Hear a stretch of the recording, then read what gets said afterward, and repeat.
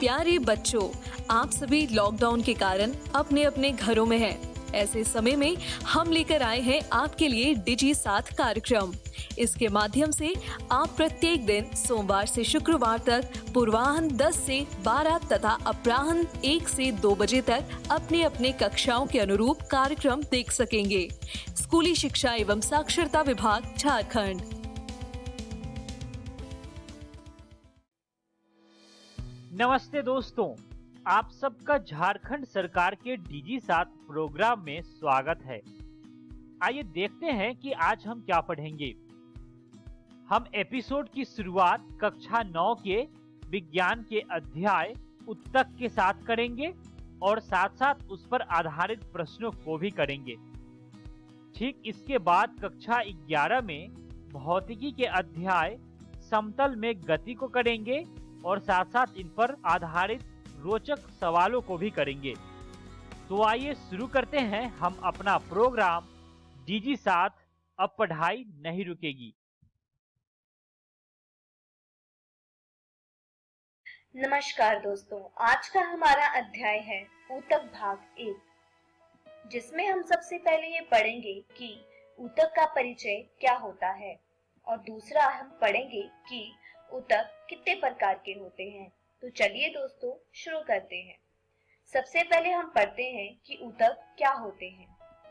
दोस्तों, हमने अपने पिछले अध्याय में कोशिका के बारे में पढ़ा था, जिससे हमें ये पता चला था कि कोशिका हमारे जीवन की सबसे छोटी इकाई है। चाहे जो भी जीवित जीव है, जैसे कि मैं, आप, कीड़े, पशु, सभी कोशिकाओं से बने होते हैं और सभी इन कोशिकाओं की मदद से कुछ न कुछ कार्य करते हैं। एक कोशिकीय जीवों में सभी मौलिक कार्य एक ही कोशिका द्वारा संपन्न किए जाते हैं, जबकि बहुकोशिकीय जीवों में सभी मौलिक कार्य एक से ज्यादा कोशिकाओं द्वारा संपन्न होते हैं। इनमें से अधिकतर कोशिकाएं कुछ ही कार्यों को करने के लिए सक्षम होती हैं। प्रत्येक विशेष कार्य कोशिकाओं के विभिन्न समूहों द्वारा किया जाता है। कोशिका के ये समूह एक विशिष्ट कार्य को ही अति दक्षता पूर्वक संपन्न करने के लिए सक्षम होते हैं। मनुष्यों के शरीर के अंदर ऐसी कोशिकाएं एक तरह के कार्य करने को संपन्न करने के लिए दक्ष होती हैं। वह सदैव एक समूह में ही होती हैं। इससे हमें ये ज्ञात होता है कि शरीर के अंदर एक निश्चित कार्य एक निश्चित स्थान पर कोशिकाओं के एक विशिष्ट समूह द्वारा संपन्न किया जाता है। कोशिकाओं का ये समूह ऊतक कहलाता है और हम यह भी कह सकते हैं कि ऊतक कोशिकाओं का समूह होते हैं जिनकी एक समान संरचना होती है और एक विशिष्ट कार्य करने के लिए ये एक साथ कार्य करते हैं। जैसा कि हमने अपने पिछले अध्याय में पढ़ा है कि कोशिका के समूह से ऊतक बनता है। भिन्न भिन्न ऊतक मिलाकर अंग बनाते हैं और फिर भिन्न भिन्न अंग मिलकर अंग प्रणाली बनाते हैं और इस तरह एक जीव बनता है। बिल्कुल इसी तरह पेड़ पौधों में भी होता है। पौधों की एक से ज्यादा कोशिका मिलकर ऊतक बनाती है और इसी प्रकार ऊतक मिलकर पौधों का एक अंग बनाते हैं, जैसे कि पत्ता, और इसी तरह एक पेड़ पत्तों से मिलकर बन जाता है। तो यदि हम देखें तो मूल इकाई तो हमारी कोशिका ही है, लेकिन कोशिका मिलाकर बनाते हैं ऊतक और ऊतक मिलकर बनाते हैं जो भी हमारे अंग होते हैं और जो भी पेड़ पौधों के अंग होते हैं। ऊतक के 2 प्रकार होते हैं, जिसमें सबसे पहला है पादप ऊतक और दूसरा है जंतु ऊतक, जिसके बारे में हम एक एक कर पढ़ेंगे। उससे पहले एक प्रश्न है कि क्या ये पादप ऊतक और जंतु ऊतक एक जैसे ही ऊतकों के समूह से बने होते हैं? तो इसका जवाब है नहीं, ऐसा बिल्कुल नहीं होता। जंतु ऊतक और पादप ऊतक अलग अलग तरह के ऊतक से बने होते हैं। इसका कारण क्या होता है, चलिए ये देखते हैं। दोस्तों, हमारे और पेड़ पौधों में बहुत से अंतर होते हैं, जैसे कि हम खा सकते हैं, खेल सकते हैं और पढ़ सकते हैं, चल भी सकते हैं, लेकिन पेड़ पौधे ऐसा नहीं कर सकते। ना तो वे चल सकते हैं, ना तो वे पढ़ सकते हैं और ना ही वे खेल सकते हैं। और भी बहुत सी चीजें हैं जो केवल जंतु ही कर सकते हैं। इसी प्रकार हम कह सकते हैं कि जंतु ऊतक और पादप ऊतक एक जैसे ही ऊतकों से नहीं बने होते हैं। दोस्तों, अब हमने यह तो जान लिया कि जंतु ऊतक और पादप ऊतक होते क्या हैं। चलिए अब यह देखते हैं कि जंतु ऊतक और पादप ऊतक के कितने प्रकार होते हैं।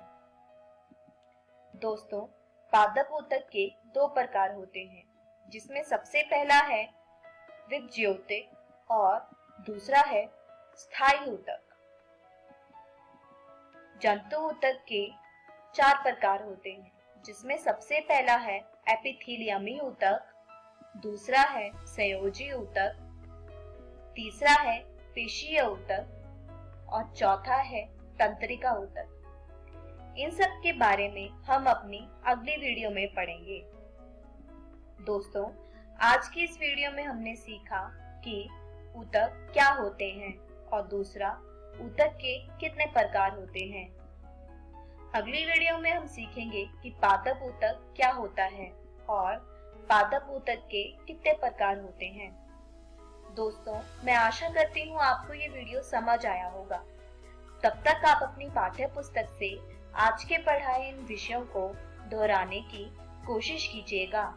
धन्यवाद।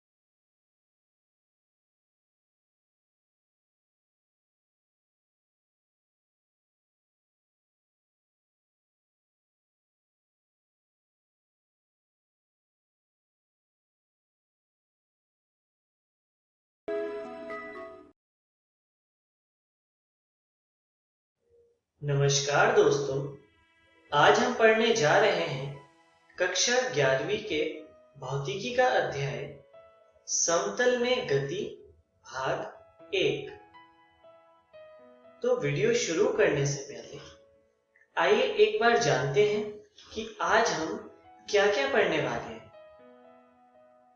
तो हम शुरू करेंगे परिचय से, उसके बाद हम पढ़ेंगे सदिश तथा अदिश राशि, तथा सबसे अंत में हम पढ़ेंगे सदिशों की वास्तविक व ऋणात्मक संख्या से गुणा। तो चलिए शुरू करते हैं परिचय से। आप सरल रेखा में गति का अध्ययन कर ही चुके हैं, जिसके अंतर्गत कोई पिंड एक सरल रेखा में गति करता है और यदि इसमें आपको दिशा बतानी हो तो आप दो दिशा बता सकते हैं, जो कि होती है धनात्मक या फिर ऋणात्मक। यदि राइट हैंड साइड पिंड गति कर रहा है तो उसे धनात्मक बोलते हैं और लेफ्ट हैंड साइड गति कर रहा है तो उसे ऋणात्मक बोलते हैं। पर यदि पिंड इन दो के अलावा किसी तीसरी दिशा में भी गति करे, तब आप उस पिंड की दिशा को कैसे व्यक्त करेंगे? इसी तरह की गति के बारे में हम पढ़ते हैं समतल में गति के अंतर्गत। आइए देखते हैं एक उदाहरण से। मान लीजिए ये कोई समतल है, जैसे आपकी मेज होती है या फिर आपके घर का फर्श होता है, और इस पे कोई पिंड एक सरल रेखा में गति करता है और कुछ देर बाद वो किसी दूसरी दिशा में गति करना शुरू कर देता है। तो इस पिंड की इस तरह की गति को हम समतल में गति बोलते हैं। तो आइए इसके बारे में विस्तार से जानते हैं और शुरू करते हैं अदिश राशि से। अदिश राशि वह भौतिक राशि होती है जिसमें केवल परिमाण होता है। इसके उदाहरण हैं ऊर्जा, तापमान आदि। जैसे जब आप कॉफी पीते हैं, तब यदि आपसे पूछा जाए कि कॉफी का तापमान कितना है, तब आप अपने उत्तर के साथ तापमान की दिशा नहीं बताएंगे। या फिर आपसे पूछा जाए कि कॉफी का तापमान किस दिशा में है, तो यह प्रश्न बहुत अजीब सा लगता है, क्योंकि तापमान की कोई दिशा नहीं होती है, इसका सिर्फ परिमाण होता है और इसलिए तापमान एक अदिश राशि होती है। अदिश राशियों को साधारण संख्याओं के समान ही जोड़ा, घटाया, गुणा व विभाजित किया जा सकता है। जैसे उदाहरण देखते हैं। यहां पर एक लंबाई L1 बराबर 10 मीटर को लिखा गया है, और यदि यहां पर एक दूसरी लंबाई को लिखें जो कि L2 बराबर 20 मीटर है, तो इनका योग प्राप्त करने के लिए इनको साधारण संख्याओं के समान ही जोड़ा जा सकता है। आइए देखते हैं। यहां पर लिखा है L बराबर L1 प्लस L2, जहां पर L L1 और L2 का योग है, और इसे हम लिखते हैं 10 मीटर प्लस 20 मीटर। तो इस तरह L का मान मिल जाता है 30 मीटर। चलिए अब आगे चलते हैं और सदिश राशि के बारे में पढ़ते हैं। सदिश राशि वह भौतिक राशि होती है जिसमें परिमाण के साथ साथ दिशा भी उपस्थित होती है। आइए इसे एक उदाहरण से समझते हैं। मान लीजिए आप बास्केटबॉल खेल रहे हैं, तो अगर आपको बॉल इस बास्केट में डालनी है, तो आपको ये एक निश्चित दिशा में फेंकनी होगी, और इसीलिए इस बॉल की वेलोसिटी यानी वेग के लिए परिमाण के साथ साथ दिशा भी आवश्यक है। और इसी तरह की राशियों को सदिश राशि कहते हैं, जिसके उदाहरण हैं विस्थापन, वेग तथा त्वरण आदि। तो आइए आगे चलते हैं और स्थिति सदिश के बारे में पढ़ते हैं। एक गतिमान वस्तु के लिए स्थिति सदिश को मूल बिंदु से एक विशेष समय में कण की स्थिति की ओर खींचे गए सदिश के रूप में परिभाषित किया जाता है। चलिए इसके लिए हम ग्राफ देखते हैं। यहां पर हम एक क्षैतिज अक्ष लेते हैं जिसे x से प्रदर्शित करते हैं, और इसी प्रकार एक ऊर्ध्वाधर अक्ष लेते हैं जिसे y से प्रदर्शित करते हैं। ये दोनों अक्ष विस्थापन के अक्ष हैं। अब यहाँ पर हम मूल बिंदु मानते हैं जिसे 0, 0 से प्रदर्शित किया गया है और जिसे हम O बोलते हैं। अब मानते हैं कि कोई वस्तु प्रारंभ में मूल बिंदु पर थी और वह गति करती है और किसी दूसरे बिंदु P पर पहुंच जाती है, तो मूल बिंदु और वस्तु के अंतिम बिंदु के बीच बना सदिश स्थिति सदिश कहलाता है, जिसे लाल रंग के सदिश से प्रदर्शित किया गया है। यदि सदिश के परिमाण को r से प्रदर्शित किया जाए तो यह लिखा जा सकता है सदिश OP बराबर सदिश r। सदिश के ऊपर हमेशा एक तीर लगा के प्रदर्शित किया जाता है। चलिए आगे चलते हैं और विस्थापन सदिश के बारे में पढ़ते हैं। किसी पिंड की प्रारंभिक तथा अंतिम स्थिति के बीच खींचे गए सदिश को विस्थापन सदिश कहते हैं। आइए इसे भी हम ग्राफ से समझते हैं। मान लीजिए यहाँ पर कोई x एक्सिस है और यहाँ पर y एक्सिस है और मूल बिंदु को 0, 0 से प्रदर्शित किया गया है। अब मान लीजिए कोई पिंड किसी स्थिति से चलना प्रारंभ करता है जिसे A से दिखाया गया है और वह अंतिम स्थिति P पर पहुंच जाता है, तो पिंड की प्रारंभिक तथा अंतिम स्थिति के बीच खींचे गए सदिश को विस्थापन सदिश कहते हैं। यदि इसके परिमाण को d से प्रदर्शित किया जाए तो यह लिखा जा सकता है सदिश AP बराबर सदिश d।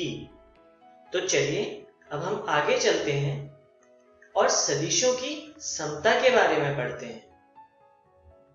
यदि दो सदिशों के परिमाण व दिशा समान है तो वह दोनों सदिश समान कहलाते हैं। चलिए इस परिभाषा को एक दूसरी तरह पढ़ते हैं। यदि दो समानांतर सदिशों का परिमाण समान है तो दोनों सदिश समान होते हैं। चलिए इन दोनों के लिए हम उदाहरण देखते हैं। मान लीजिए कोई सदिश A इस प्रकार है और सदिश B इस प्रकार। तो यदि आप देखें तो सदिश A तथा B के परिमाण समान हैं तथा दोनों सदिशों की दिशा भी समान है, तो इसलिए सदिश A तथा सदिश B को हम समान कह सकते हैं। चलिए दूसरा उदाहरण देखते हैं जिसमें सदिश A इस प्रकार है लेकिन सदिश B इस प्रकार है। तो यहाँ पर सदिश A तथा B के परिमाण समान है परंतु दिशा अलग है, इसलिए यह दोनों सदिश समान नहीं होंगे। चलिए ऐसे ही हम कुछ सदिशों का उदाहरण देखते हैं जो समान नहीं होते। हमारा पहला उदाहरण इस प्रकार है। यहाँ पर आप दो अलग अलग सदिश देख सकते हैं जिसमें एक सदिश को हरे रंग तथा दूसरे सदिश को लाल रंग से प्रदर्शित किया है। यहाँ पर दोनों सदिश के परिमाण समान है परंतु दिशा भिन्न है, इसलिए यह दोनों सदिश असमान होंगे।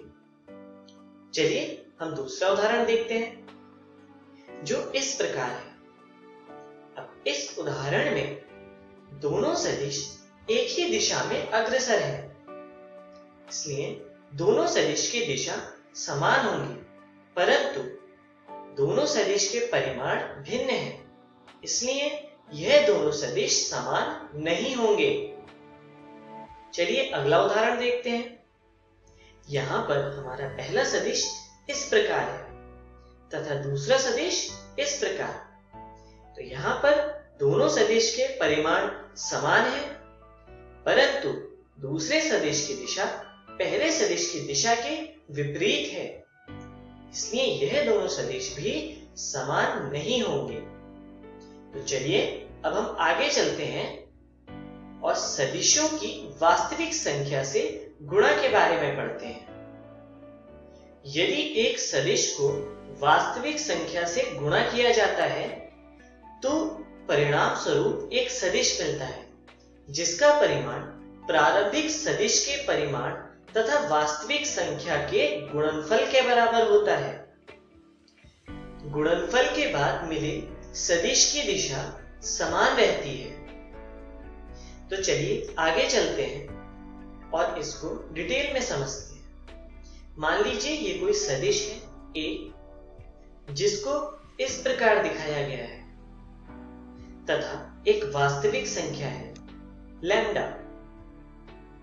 तो यदि हम इन दोनों का गुणनफल करते हैं तो हमें एक अन्य सदिश मिलता है जिसको हम लिखते हैं b और b बराबर होता है लैम्डा इंटू सदिश a।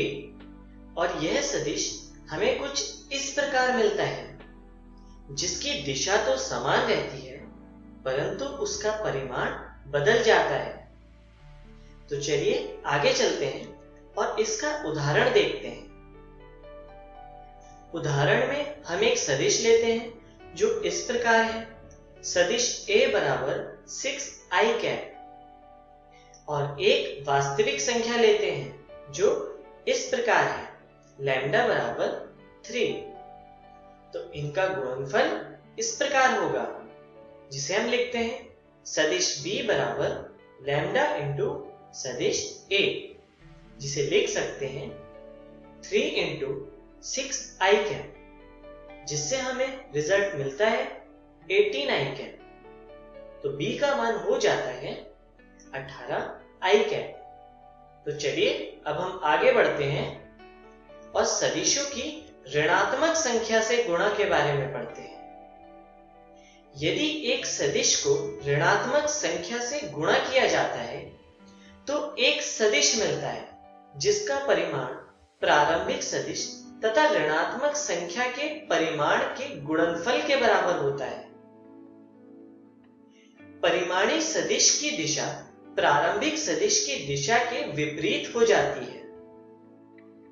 चलिए आइए इसको विस्तार से समझते हैं। मान लीजिए कोई सदिश a इस प्रकार है जिसको इस तरह प्रदर्शित किया गया है तथा एक ऋणात्मक संख्या इस तरह है जिसे लिखा गया है माइनस लैम्डा। तो इनका गुणनफल इस प्रकार होगा जिसे हम लिखते हैं सदिश b बराबर माइनस लैम्डा गुणा सदिश a, जिसे इस प्रकार दिखाया जा सकता है जिसकी दिशा प्रारंभिक सदिश के विपरीत होती है। तो आइए आगे चलते हैं और इसका एक उदाहरण देखते हैं।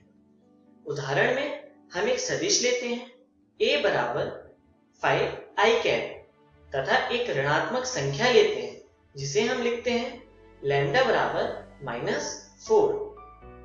अब इन दोनों के गुणनफल को हम इस प्रकार दिखा सकते हैं जो कि है सदिश b बराबर लैम्डा गुणा सदिश a, जिसे हम आगे लिख सकते हैं माइनस 4 गुणा 5i कैप, जिससे हमें सदिश b का मान मिल जाता है माइनस 20i कैप। तो चलिए आगे बढ़ते हैं और जानते हैं कि आज की वीडियो में हमने क्या क्या सीखा।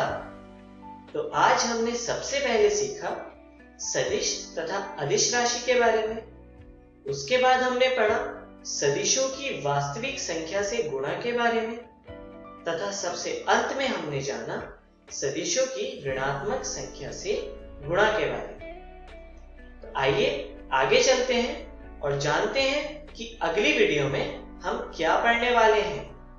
तो अगली वीडियो में हम पढ़ेंगे ग्राफिकल विधि द्वारा सदिशों का संकलन तथा व्यवकलन तथा सदिशों का वियोजन। धन्यवाद।